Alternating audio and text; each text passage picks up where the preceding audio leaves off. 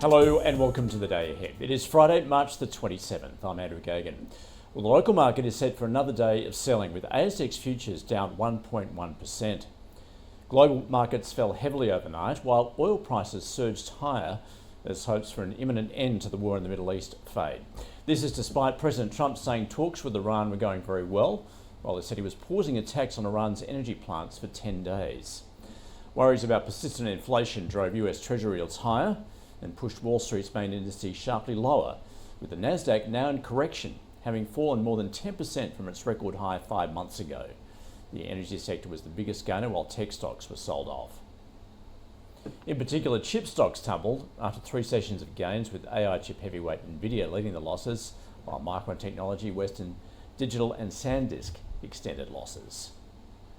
Meta and Google parent Alphabet were also under pressure after a US court found the social media firms liable for harming children, sparking concerns from investors that they may have to overhaul their business models. In US listed shares, the gold miners tracked bullion prices lower, while US listed shares of BHP and Rio Tinto also ended in the red.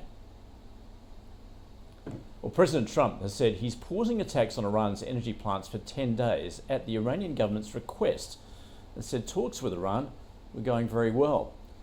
He said talks were ongoing, and despite erroneous statements to the contrary by the fake news media and others, they are going very well.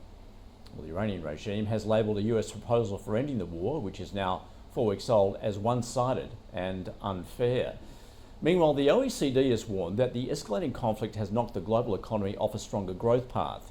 It projects that global GDP growth will now ease from 3.3% last year to 2.9% in 2026, before edging up to 3% next year, as an energy price surge and the unpredictable nature of the conflict offset tailwinds from strong tech-related investment.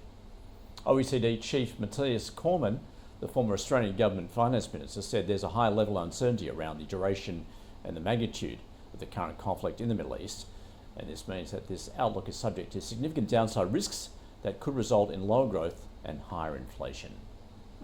Well, US Treasury yields rose further, the US 2-year up to 3.98%, the 10-year was up to 4.42%. Well, crude oil prices have rebounded from the previous session's losses as hopes for a swift end to the war in the Middle East fade. Brent futures rose close to 6% to around $108 a barrel. Gold retreated as the US dollar rose along with oil prices, which have stoked inflation fears. Spot gold at around 3% lower at $4,375 an ounce. And Bitcoin is trading at around $69,000. And locally today, there is a watch on Tropical Cyclone Narelle, which is on a destructive path down the WA coastline and has disrupted LNG supply as well as iron ore port operations. That is your day ahead. We'll see you again on Monday.